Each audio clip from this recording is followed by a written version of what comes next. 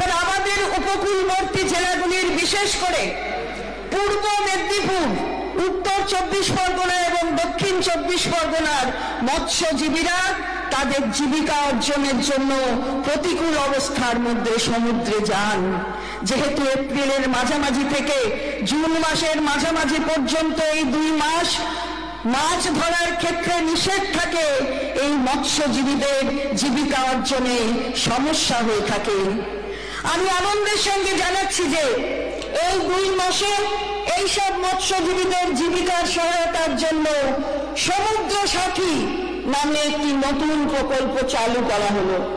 এর মাধ্যমে এই 3টি জেলার প্রতিটি নথিভুক্ত মৎস্যজীবী প্রতি বছর এই 2 মাস প্রতি মাসে 5,000 টাকা করে পাবে।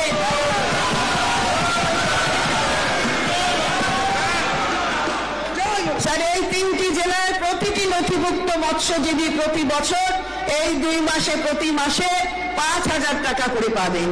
এর ফলে প্রায় 2 লক্ষ মৎস্যজীবী উপকৃত হবেন। এই খাতে আমি 200 কোটি টাকা বরাদ্দের প্রস্তাব করছি।